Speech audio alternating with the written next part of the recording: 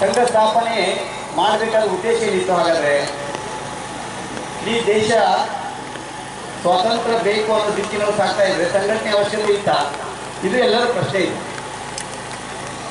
ಹೌದು, ನಿಜವಾಗಿಯೂ ಸಂಘದ ಅವಶ್ಯಕತೆ ಇತ್ತು.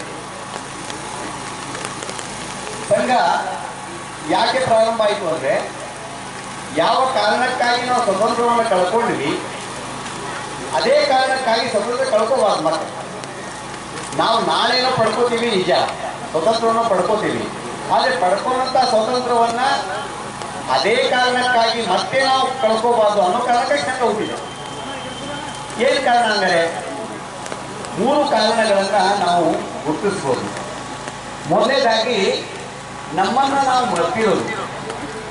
ಕೋಟ್ಯಾಂತರ ವರ್ಷಗಳಿಂದ ಇಲ್ಲಿ ಬಾಳ್ತಿರೋರು ಹಿಂದೂಗಳು. ಆ ಹಿಂದೂಗಳು ತಮ್ಮನ್ನು ತಾವು ಹಿಂದೂ ಅನ್ನೋದನ್ನೇ ಮರೆತು ಹೋಗಿತ್ತು. ಎರಡನೇ ಒಂದು ಕಾರಣ ಅಂದರೆ, ನಮ್ಮಲ್ಲಿ ಪರಕೀಯರ ಆಕ್ರಮಣದಿಂದ ಆದಂಥ ಸ್ವಾರ್ಥದ ಬೆಳವಣಿಗೆ. ಮೂರನೇ ಒಂದು ಕಾರಣ, ಅನುಶಾಸನ ರಹಿತವಾದಂಥ ನಮ್ಮ ಜೀವನ ಪದ್ಧತಿ. ಇನ್ನು ಹಾಗೆ ಯೋಚನೆ ಮಾಡಿದ್ರೆ ಹಲವಾರಿದೆ. ಆದರೆ ಈ ಮುಖ್ಯ 3 ಕಾರಣಗಳಿಗಾಗಿ ನಾವು ಸ್ವತಂತ್ರವನ್ನು ಕಳ್ಕೊಂಡಿವಿ ಅನ್ನೋದನ್ನು ಸಂಘ ಸ್ಥಾಪಕರಾದ ಡಾಕ್ಟರ್ ಹೆಡ್ಗೇವಾರ್ ಅವರು ಕಂಡುಕೊಂಡರು. ಹೆಡ್ಗೇವಾರ್ ಅವರ ಬಗ್ಗೆ ಸ್ವಲ್ಪ ಹೇಳಬೇಕು. ತುಂಬ ಮಳೆ ಇದೆ, ನಾನು ತುಂಬ ಹೊತ್ತು ಮಾತಾಡಲ್ಲ, 10-15 ನಿಮಿಷದಲ್ಲಿ ಎಲ್ಲವನ್ನು ಮುಗಿಸ್ತೇನೆ. ಪರಮಪೂಜ್ಯ ಡಾಕ್ಟರ್ ಹೆಡ್ಗೇವಾರ್ ಅವರು ಜನ್ಮಜಾತ ದೇಶಭಕ್ತರು, ನಮಗೆ ಗೊತ್ತಿದೆ. ಸಣ್ಣ ಬಾಲಕನಾಗಿದ್ದಾಗಿಂದಲೇ ಅವರು ಸಾಯುವವರೆಗೂ ಸಹ ರಾಷ್ಟ್ರವನ್ನು ಬಿಟ್ಟು ಬೇರೆ ಚಿಂತನೆ ಮಾಡಲಿಲ್ಲ. 9ನೇ ವಯಸ್ಸಿನ ಹುಡುಗ ಶಾಲೆ ಒಳಗೆ ವಿಕ್ಟೋರಿಯಾ ರಾಣಿಯ 60ನೇ ಪಟ್ಟಾಭಿಷೇಕವನ್ನು ಆಚರಣೆ ಮಾಡಬೇಕಾದ್ರೆ ಆ ಸಿಹಿ ತಿಂಡಿಯನ್ನು ಕೊಟ್ಟಂಥ ಸಿಹಿ ತಿಂಡಿಯನ್ನು ಕೆಳಗೆ ಎಸಿದ್ದಾನೆ. ಹೇಳ್ತಾನೆ, ಯಾವ ಪರಕೀಯರು ನಮ್ಮನ್ನು ಆಳ್ತಾ ಇದ್ದಾರೆ ಅವರ ಪಟ್ಟಾಭಿಷೇಕಕ್ಕೆ ನಾನೇ ಕಿತ್ತೊಂದು ಉತ್ಸಾಹ ಪಡಬೇಕು. ನಮ್ಮವರೇ ಆಳಿದ್ರೆ, ನಮ್ಮವರೇ ಪಟ್ಟಾಭಿಷೇಕ ಮಾಡಿಕೊಂಡಿದ್ರೆ ಅದನ್ನು ನಾನು ಮಾಡ್ಬೋದು. ಹೀಗೆ ಆತ ಬರೀ 9ನೇ ವರ್ಷದಲ್ಲಿ ಆತನ ರಾಷ್ಟ್ರಭಕ್ತಿ ನಮಗೆ ಗೋಚರ ಆಗ್ತಿತ್ತು. ಸಾಯೋವರೆಗೂ ಕೂಡ 40ನೇ ತಮ್ಮ 1889ರಲ್ಲಿ ಜನ್ಮ ಆಯಿತು. 51ನೇ ವರ್ಷ 1940 ಇಸ್ವಿಗೆ ಅವರು ಬಲಿ ಉಸಿರಿಡಿದರು. ಆಗಲೂ ಕೂಡ ಅದೇ ಸ್ಥಿತಿ ಇತ್ತು. ಸದಾಕಾಲ ರಾಷ್ಟ್ರದ ಚಿಂತನೆ, ರಾಷ್ಟ್ರದ ಬಗ್ಗೆ ಯಾವ ದಿಕ್ಕಿನೊಳಗೆ ನಮ್ಮ ಕಾರ್ಯಕರ್ತನ ಕರ್ಕೊಂಡು ಹೋಗಬೇಕು ಅನ್ನುವಂಥದ್ದೇ ಚಿಂತನೆ. ಹಲವಾರು ಸಂಸ್ಥೆಗಳು ಕೆಲಸ ಮಾಡಿದರು. ಕ್ರಾಂತಿಕಾರಿಗಳಿಗಾಗಿ ಕಲ್ಕತ್ತಾಗೆ ಹೋಗಿ ಅಲ್ಲಿ ಕ್ರಾಂತಿಕಾರಿಗಳಿಗೆ ಕೆಲಸ ಮಾಡಿದರು. ಕಾಂಗ್ರೆಸ್ನಲ್ಲೂ ಕೆಲಸ ಮಾಡಿದರು. ಭಾರತೀಯ ರಾಷ್ಟ್ರೀಯ ಕಾಂಗ್ರೆಸ್ ಅಂತ ಏನು ಕರೀತಾರೆ, ಸ್ವಾತಂತ್ರ್ಯಕ್ಕಾಗಿ ಹೋರಾಟ ಮಾಡುವಂಥ ಒಂದು ಸಂಸ್ಥೆಯಾಗಿ ನಿರ್ಮಾಣ ಆಗಿತ್ತು ಆಗಿನ ದಿನಗಳಲ್ಲಿ. ಆ ದಿನಗಳಲ್ಲಿ ಲೋಕಮಾನ್ಯ ತಿಲಕರ ಅತ್ಯಂತ ಅನುಯಾಯಿ, ಲೋಕಮಾನ್ಯ ತಿಲಕರಿಗೆ ತುಂಬ ಶ್ರದ್ಧೆ. ಅವರ ಒಂದು ಸಹವಾಸದ ಜೊತೆಗೆ ಕಾಂಗ್ರೆಸ್ನವರು ಕೂಡ ಕೆಲಸ ಮಾಡಿದರು.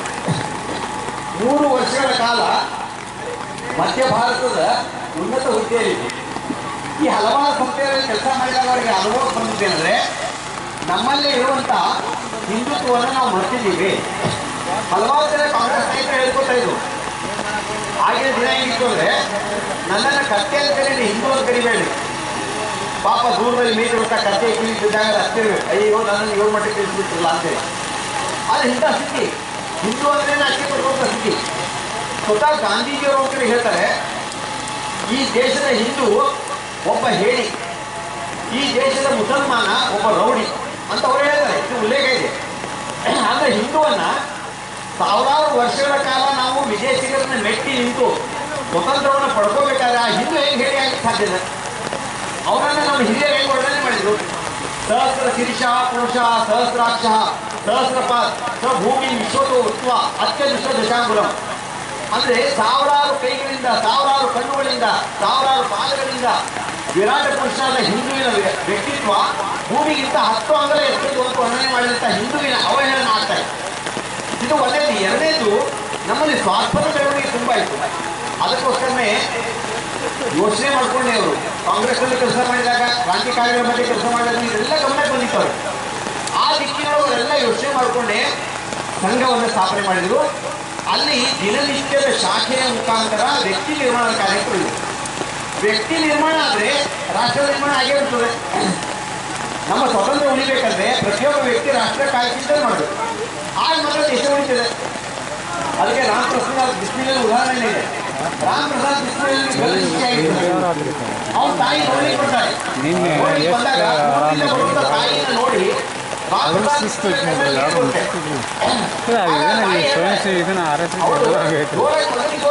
ಏನಪ್ಪ ಬ್ರಿಟಿಷ್ ಸಾಮ್ರಾಜ್ಯಕ್ಕೆ ಸವಾಲಾಗಿದ್ದ ನನ್ನ ಮಗ ಅಂತ